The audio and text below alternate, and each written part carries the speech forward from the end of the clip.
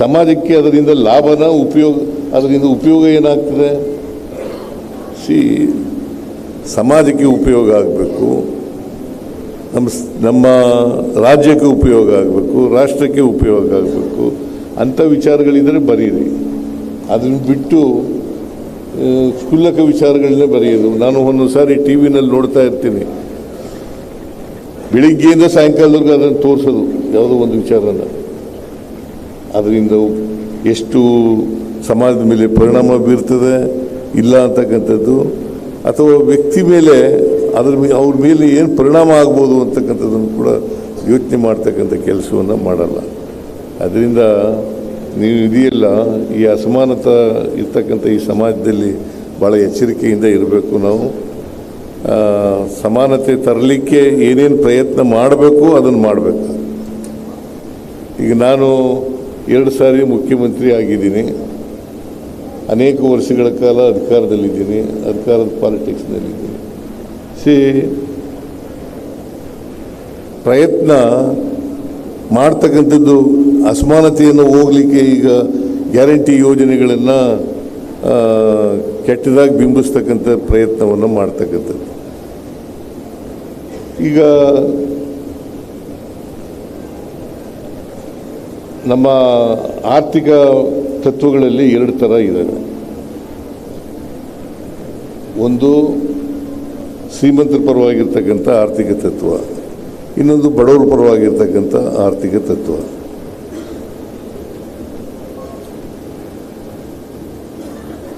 ಬಡವರ ಪರವಾಗಿ ಸಮಾಜದಲ್ಲಿ ಇರ್ತಕ್ಕಂಥ ತಳ ಸಮುದಾಯದ ಇದೆಯಲ್ಲ, ಅವರೇ ಜಾಸ್ತಿ ಇರೋದಲ್ಲ ಸಮಾಜದಲ್ಲಿ.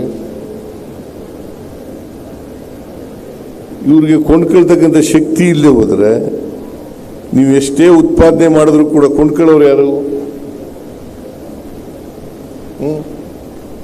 ಕೊಂಡ್ಕೊಳ್ಳೋರು ಬೇಕಲ್ಲ.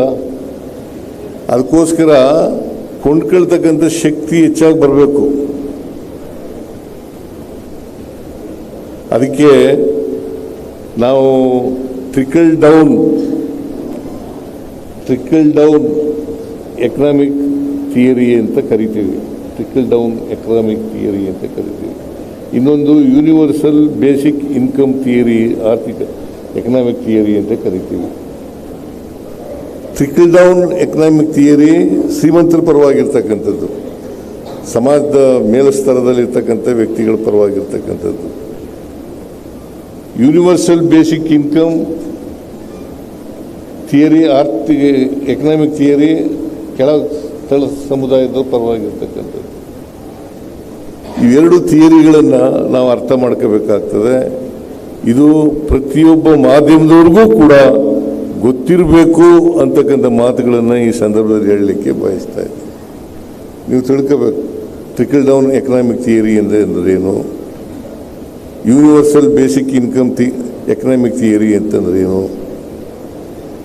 ಅದರಿಂದ ಸಮಾಜದಲ್ಲಿ ಬರೀ ಪ್ರೊಡ್ಯೂಸ್ ಮಾಡೋರು ಇದ್ದರೆ ಸಾಲದು, ಅದನ್ನು ಬೇಡಿಕೆ ಕೊಂಡ್ಕೊಳ್ಳೋರು ಕೂಡ ಇರಬೇಕಾಗ್ತದೆ. ಇಂಥ ಥಿಯರಿ ಮಾಡಿದಾಗ ಮಾತ್ರ ನಾವು ಮಾಡಲಿಕ್ಕೆ, ಸಮಾಜವನ್ನು ಸುಧಾರಣೆ ಮಾಡಲಿಕ್ಕೆ ಸಾಧ್ಯ ಆಗ್ತದೆ. ಈ ಕೆಲಸವನ್ನು ಮಾಧ್ಯಮದವರು ಮಾಡಬೇಕು ಅಂತಕ್ಕಂಥ ಮಾತುಗಳನ್ನು ಈ ಸಂದರ್ಭದಲ್ಲಿ ಹೇಳಲಿಕ್ಕೆ ಬಯಸ್ತಾ ಇದ್ದೀನಿ.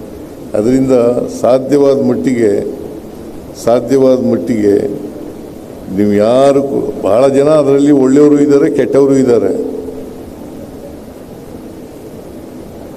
ಕೆಲವರು ಮಾಧ್ಯಮದಲ್ಲಿ ಎಲ್ಲ ಒಂದೇ ಥರ ಇದ್ದಾರೆ ಅಂತ ನಾನು ಹೇಳಕ್ಕೆ ಹೋಗಲ್ಲ. ಮಾಧ್ಯಮದಲ್ಲಿ ಎಲ್ಲ ಥರನೂ ಇದ್ದಾರೆ. ಅದರಿಂದ ಈ ಸಮಾಜವನ್ನು ಸುಧಾರಣೆ ಮಾಡದೆ ಹೋದರೆ, ಈಗ 850 ವರ್ಷ ಆಯ್ತಲ್ಲ, ಎಷ್ಟು ಸ್ವಾಮೀಜಿ ಬಸವಣ್ಣವರು?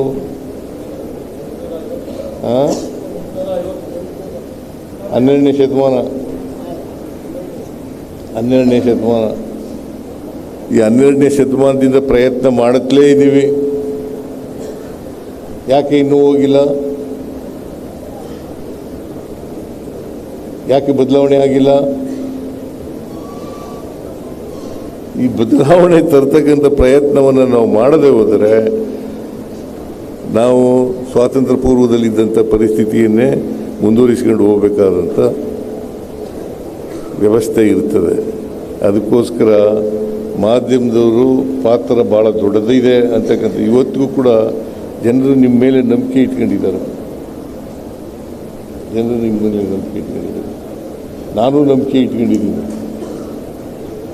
ಮಾಧ್ಯಮದವ್ರ ಮೇಲೆ ನಂಬಿಕೆ ಇಟ್ಕೊಂಡಿದ್ದೀನಿ. ಯಾಕಂದರೆ ನಾನು 1 ರಿಂದ 1.5 ಗಂಟೆಗಳ ಕಾಲ ಪತ್ರಿಕೆ ಓದ್ತೀನಿ. ನಾನು ಇವತ್ತು ಓದ್ತೀನಿ. ಅದರಿಂದ ಜನ ಪತ್ರಿಕೆ ಓದಿ ಜಾಗೃತರಾಗಬೇಕಲ್ಲ. ಆ ಜಾಗೃತರಾಗೋದ್ರ ಬದಲು ನೀವು ಬರೆದದೇ ವೇದವಾಕ್ಯ ಅಂತ ತಿಳ್ಕೊಂಡು ಮಾಡೋಕ್ಕಾಗಲ್ಲ. ಅದೇ ಎಲ್ಲರೂ ಅಲ್ಲ, ಕೆಲವರು ಇದನ್ನು ನೀವು ಮಾಡ್ತೀರಿ ಅಂತಕ್ಕಂಥ ನಂಬಿಕೆ ನನಗಿದೆ, ವಿಶ್ವಾಸ ಇದೆ. ಮತ್ತು ಇದನ್ನು ಹೇಳಿದ್ದೀರಲ್ಲ, ನಿಮ್ಮ ಎಂಥದ್ದು ಬಸ್ಸು ಪಾಸು ಅದ್ರ ಬಗ್ಗೆ ಕೆಲವು ನಿಯಮಗಳಲ್ಲಿ ಕೇಳ್ರಯ್ಯ, ನಾನೇ ಮಾಡಿದ್ದು ನನಗೆ ಮಾಡೋಕ್ಕೆ ಬರಲ್ವಾ? ಈಗಾಗಲೇ ಸೂಚನೆ ಕೊಟ್ಟಿದ್ದೀನಿ ನಾನು. ಇನ್ನು ಮಾಡೋಕ್ಕೆ ಈಗ ಶಿವಾನಂದ ತಗಡೂರು ನನಗೆ ಅದಕ್ಕೋಸ್ಕರನೇ ಕರೆಯೋದು.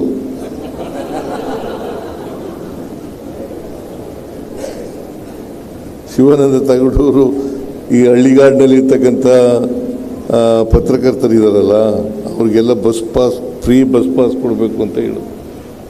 ಆಮೇಲೆ ಆರೋಗ್ಯ,